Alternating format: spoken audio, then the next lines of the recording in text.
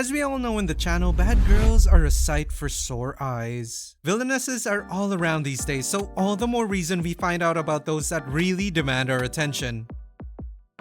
Number 10. Endo and Kobayashi Live, the latest on Tsundere Villainess Lieselotte. 殿下と一体何をなさっているのかしら。フィーナさん。 Committing the gravest sin that is the art of Tsundere, let's start this list with Endo and Kobayashi Live. The latest on Tsundere Villainess Lieselotte. A true upstanding villainess, Lieselotte does everything in her power to uphold royal values, even if it does come at the price of unjustly vilifying her character. Speaking of character, despite all her cuteness, Lieselotte is in fact not a real person. リーゼロッテ様。 A sad revelation, I know. Wait, isn't everyone on this list like that? Reality aside, all ladies of the land should view Lieselotte as a role model. While she did need a push in the matters of love, her uncompromising soul is exactly what I look for in my princess waifu to be. Let's just hope the others on this list share that similarity as well.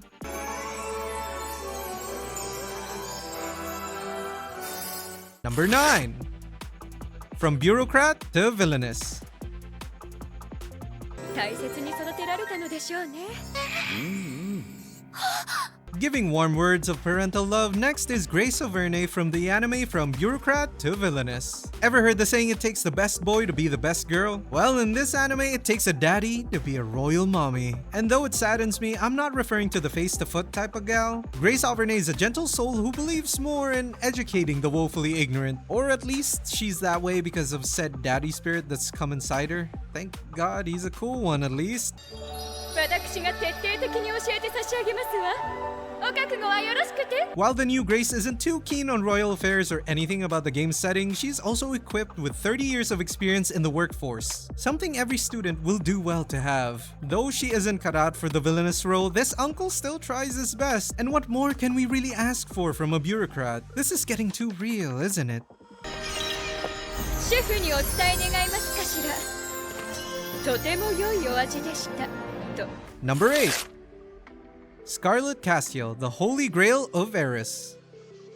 Scheming in the afterlife, we have Scarlet Castiel from the Holy Grail of Eris. With her crimson dress and dark hair, some would say Scarlet Castiel is the perfect villainess. There is a slight problem though. This great villainess is already dead. As we like them here though, Scarlet is no 2-bit villainess. If you're in a pinch, you can expect her to drop her full wrath upon those who've wronged you. Well, at least all the wrath she can muster as a ghastly spirit. While she can be harsh at times, especially to innocent little Connie, Scarlet does care for her and others who've shown equal care to her. May it be outright possession or words of advice from her ruthless and cunning mind, this undead villainess has got you covered. And rest assured, she won't be getting beheaded another time, so you can confidently follow along. A woman of full measure who doesn't forsake her royalties and title. What a lady of royalty indeed.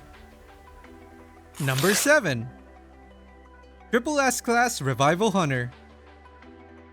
Teaching the ways of love, next up is Raviel Ivansia from SSS-Class Revival Hunter. Easily the hottest entry on this list for me. Raviel is a powerhouse of a villainess carrying both intelligence and cunning along with the unshakable resolve. The perfect woman for our MC. So eager to take everything himself, if I may say so myself. Damn, why couldn't it be me? While many other entries on this list show their light side through love and kindness, Raviel takes it a step further, willing to step into the most painful of hells to demonstrate her deep trust and love for our MC. Even after all that, she's also just as capable as ever and stays on top of everything that needs to be done. I can't imagine a better woman to be stuck with in a life free of absolute death. May it be side by side in battle or in bed, I'm sure our boy Kim thanks the heavenly gods for this beautiful source of respite he was able to nab. So, you better make sure you don't miss out on this villainess at least. After all, she's the one entry who does not have the whole series revolve around her and appears much later. Number 6. Accomplishments of the Duke's Daughter.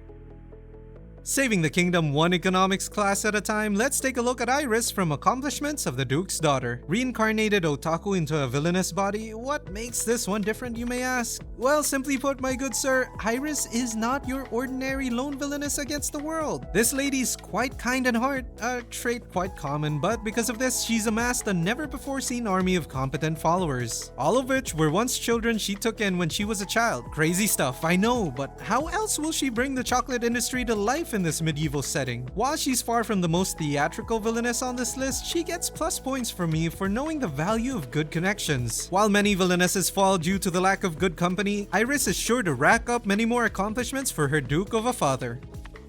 How are the royal ladies we have so far? Moving forward, there won't be any more entries from anime, but don't fret, this villainous bunch is very much still can't miss TV. Speaking of which, it would mean the world to us if you don't miss on that super thanks.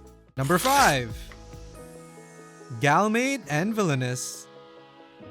Having a soft spot for Gyaro maids, next up is Almelia from Maid and Villainous. Every villainess has their schemes and plots, but for Almelia, while she is every bit as capable as the others on this list, she's got way more on her plate to worry about than some lowly heroine. For one, she's one of the very few who tread the tumultuous path of Yuri. That's right. And though it may not be directed towards the heroine herself, this villainess simply can't get enough of the isekai Gyaro that's fallen into her lap. While comedy may ensue, don't be distracted. There's every bit of Yuri and noble drama that there could possibly be when it comes to noble ex-servant romance. While Almelia can be prickly at times, she is as strong as she is noble. So I'm sure she'll get through any hurdles just fine. Let's just hope the Yuri bonds they share survive just as well. Gyaro maids are still just normal maidens after all.